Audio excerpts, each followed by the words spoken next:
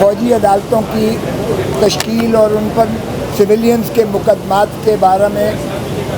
جو ہم نے عدالت عظمیٰ سے نالش کی تھی کہ یہ غیر آئینی ہے اور غیر قانونی ہے، اس میں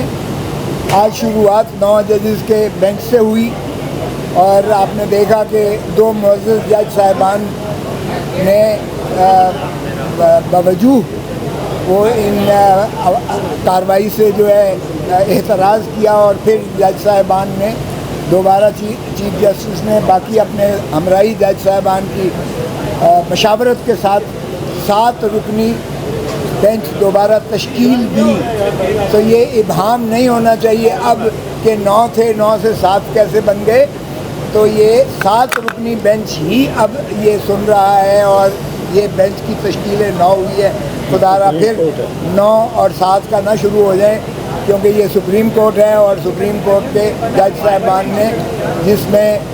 جسٹس منصور علی شاہ صاحب بھی شامل ہیں، جس میں جسٹس یا آفریدی صاحب بھی شامل ہیں، اعجاز العاصم صاحب بھی شامل ہیں، جسٹس منیر اختر صاحب بھی شامل ہیں، مظاہر علی اختر نقوی صاحب بھی شامل ہیں،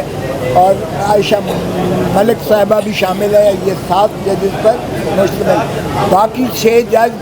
یہاں نہیں ہیں، لاہور میں نہیں، اسلام آباد میں نہیں ہیں، ورنہ ہماری استدعا تھی کہ فل کورٹ بیٹھے، یعنی 15 کے 15 جج صاحبان سنیں۔ ہم نہیں چاہتے تھے کہ پھر یہ ہے 7-3 7-5 3-2 اس کی کوئی ابہام رہ جائے۔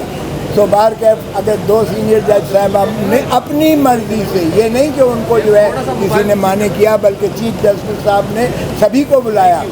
اس لیے یہ فل کورٹ ہی سمجھیں کہ یہ فل کورٹ ہی ہے جو آج کیس سن رہی ہے۔ آج پہلے شروعات ہمارے کیس سے ہوئی، چودھری اعتزاز اعظم صاحب چونکہ سینئر موسٹ ہیں، اور اس لیے مجھے انہوں نے جو ہے یہ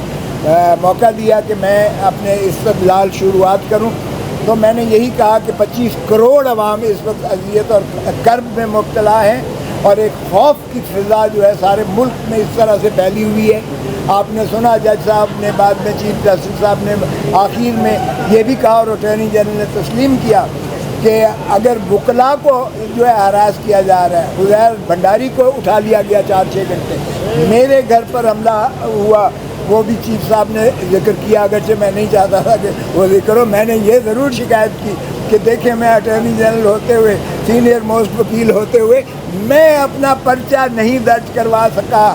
ایک ASI نے پرچہ میرا بھی، وہ میرے اوپر قاتلانہ حملہ اور میرے گھر کے اوپر حملے کا، اور میرے ڈرائیور کو زخمی کرنے کا، اور میری گاڑی کو ہٹ کرنے کا، اور میرے گیٹ پر گولیاں برسانے کا، وہ بھی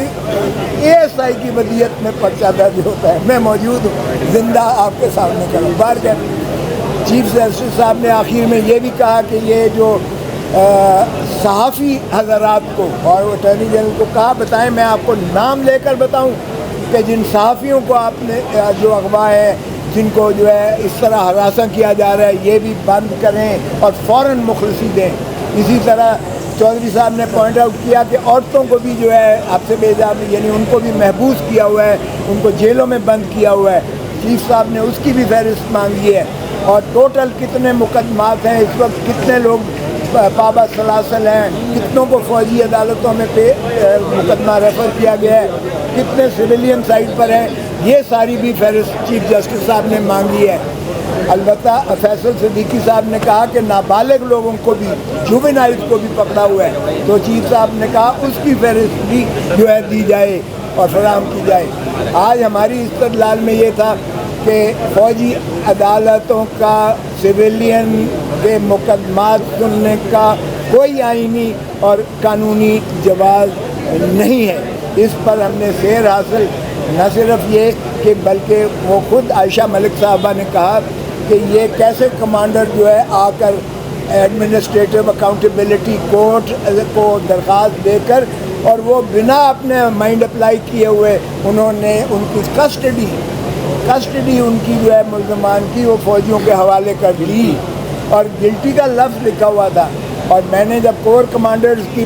وہ سنائی پریس بریفنگ، اور جب فارمیشن کمانڈرز جو پاکستان کے سارے اس سے بھی زیادہ احاطہ کرتا ہے، ISPR کی پریس ریلیز جو ہے بتائی، اور وہاں انہوں نے لکھا تھا ناقابل شواہد جن کو تردید جن کی نہیں کی جا سکتی ہے ہمارے پاس میسر ہے، موجود ہے، اور یہ گنہ گار ہیں، ان کو ملٹری کورٹس میں جو ہے کیفر کردار تھا، تو اس کے بعد کوئی وجہ رہ جاتی ہے کہ ایک کرنل جو ہے یا ایک فوجی عدالت اس کور کمانڈرز کی یا آرمی چیف کے یا فارمیشن کمانڈرز کے اس ڈیکلریشن کو جو انہوں نے فیصلہ ہی گنہ گار کا اور ناقابل تردید شواہد کا اور یہ کہہ دیا کہ ثبوت موجود ہیں، تو آج کی استدلال سننے کے بعد